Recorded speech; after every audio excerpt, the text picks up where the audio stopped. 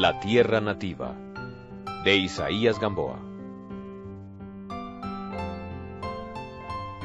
38. Como un atalaya misterioso que guarda la ciudad, elévase desde la orilla opuesta del río un monte negro, abrupto, solo, que parece haber sido expulsado de la cordillera. Sus repliegues forman quebradas, filos, barrancos y cavernas. La vegetación raquítica no alcanza a cubrir los flancos áridos. En los días serenos se divisan 3 cruces en la cúspide, pero ordinariamente tiene un poco de nieblas. Allí se dan cita los huracanes y las tormentas para desencadenarse sobre el valle. Cada año, el día de la cruz, hay una peregrinación a la cima. Después, muy pocas personas suben allá. Andrés, cuando niño, había mirado el cerro, atribuyéndole todos los sucesos de los cuentos fantásticos, pero jamás había subido. Era allá a donde se dirigía ahora ese demente atormentado por cavilaciones insensatas. Lo mismo que su espíritu estaba la tarde, hosca, sin sol. Pasó el río Cali por el puente de Santa Rosa, pasó luego el Aguacatal, y bordeando la eminencia, dio con la entrada del sendero. Por allí se internó entre las rocas puntiagudas y los mortiñales raquíticos. Trepaba, se detenía. Después de tomar aliento, seguía la ascensión. Un viento frío secaba el sudor de su frente y le revolvía los cabellos. Las piedras inseguras, desprendiéndose, rodaban estrepitosamente al río. Había salido ya a la cuchilla por donde tenía que subir el más empinado repechón.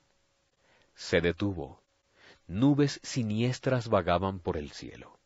El sol no se veía. Insensible a los presagios de la tempestad, emprendió de nuevo la subida, resueltamente, sin volver a mirar atrás. Pero era muy difícil seguir así. Sin aliento volvió a pararse. La ciudad estaba a sus pies. No se oían ya los rumores del río. Renovando la marcha, calculó cuánto le faltaría. Las 3 cruces, ya cercanas, aparecieron a su vista, desmesuradamente grandes. Hizo un esfuerzo más, y encorvado, afirmando las manos en las rodillas a cada paso que daba, llegó al fin. El inmenso horizonte lo tenía ante sus ojos. Eso era lo que había ido a buscar: amplitud, libertad. Muy pequeñas le parecieron las pasiones mezquinas de las gentes. Un buitre gigantesco pasó, apresurando el vuelo ante aquel soñador. Bajo el cielo plomizo, una faja curva, luminosa sobre la línea del horizonte, dejaba calcular interminables lejanías, regiones distantes, países desconocidos, el mar. A esta evocación, Andrés extendió los brazos en dirección al sur. El recuerdo del mar fue como el efecto de un aletazo súbito. Volvieron a despertarse sus instintos de viajero, de bohemio, de hombre libre y solo. Vio abajo la ciudad enemiga recatada en la sombra y sintió odio. Era allí donde querían aprisionarlo. Entonces ansió tener alas, para con vuelo inmenso, poderoso, pasar sobre aquel valle, sin tocar esa tierra, sin mirarla, salvar los lindes de lo desconocido, perderse lejos y no volver jamás. Un trueno estalló entonces sobre su cabeza, el primer trueno de la tempestad. Rompiendo las tinieblas de la noche y de la bruma, aquel visionario descendió sombrío por los peñascales abruptos.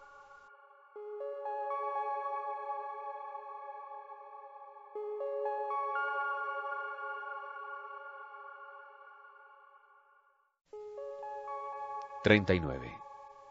2 días más tarde, saliendo el sol, va Andrés camino de la finca de Eleazar. Nada ha podido devolverle la paz interior.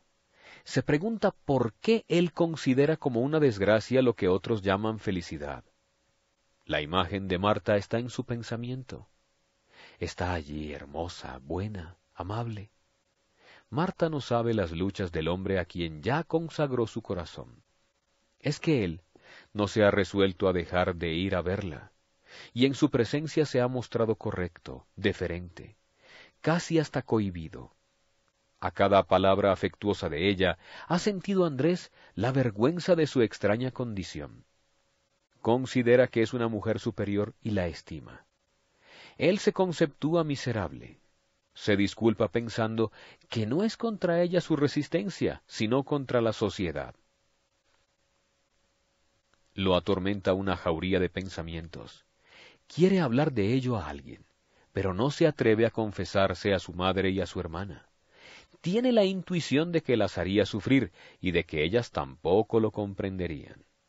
Entonces piensa en su hermano Eleazar. Él es hombre, inteligente, discreto y razonable.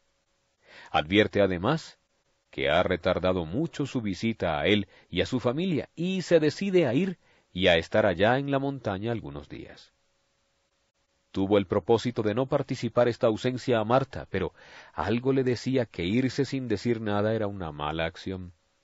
Fue, pues, la noche víspera a anunciarle su marcha. Notó que la noticia causaba tristeza a su dulce amiga, y al despedirse, ella le abandonó largo rato la mano y con los ojos le dijo su pena. También él, en ese momento, había sentido angustia.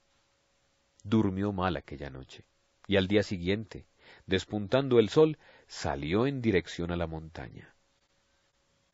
Embargado por 1000 pensamientos, dejó seguir el caballo a su paso natural. Al pasar por la quinta de Santa Rita, vio las puertas cerradas. El sol daba de lleno en el corredor de enfrente. Esta casa, tan alegre antes y después perseguida por la muerte, le despertó muchos recuerdos. Mirando la opulenta mansión, el huerto y los corrales, reconstruyó la alegría de otro tiempo, y sintió un pesar supersticioso por los contrastes que ofrece la suerte. Algunos montañeses madrugadores bajaban ya con caballos cargados de madera, cuyas rastras iban dejando huellas paralelas en la vía. Muchos les saludaban al pasar y los conocidos se detenían a hablarle. Éranle familiares todos aquellos sitios y al verlos de nuevo sentía emociones melancólicas, a causa de lejanos recuerdos y del estado actual de su espíritu. Bajo el claro sol, iba ascendiendo lentamente y se detenía a contemplar los parajes inolvidables. Pensó mucho en su padre, a quien estaban ligadas tantas reminiscencias de la vida campestre.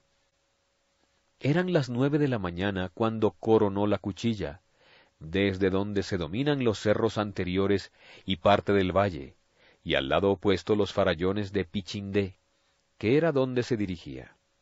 Volvió a divisar las peñas blancas, fantásticos derrumbes del picacho más alto de la montaña, que parecen cascadas desde lejos.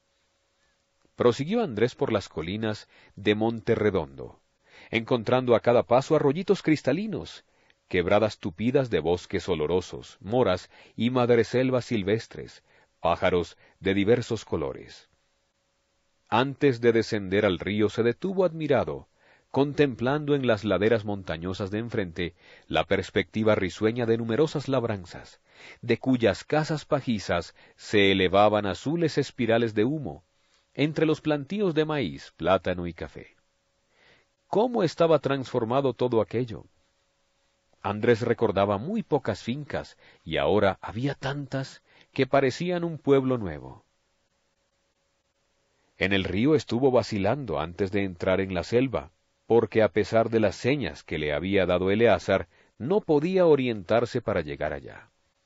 Muchos senderos partían en diferentes direcciones, y él no se decidía por ninguno. Pero oyó entonces que se acercaban algunos montañeses, los cuales desembocaron en una vuelta conduciendo bestias cargadas de bateas nuevas, legumbres y frutas en viaje a la ciudad, para el mercado del día siguiente. Los campesinos le dieron señas de la casa de Eleazar y lo miraron con curiosidad. En el acento comprendió su origen antioqueño. Eran un viejo y un joven, robustos ambos, y una muchacha de vivos colores, cuyas piernas desnudas y redondas quedaban visibles por tener el traje acortado por un chumbe que ceñía la cintura. A poco andar, Andrés encontró a Tomás, quien le dijo que de la casa lo habían divisado y conocido desde que desembocó en el asomadero.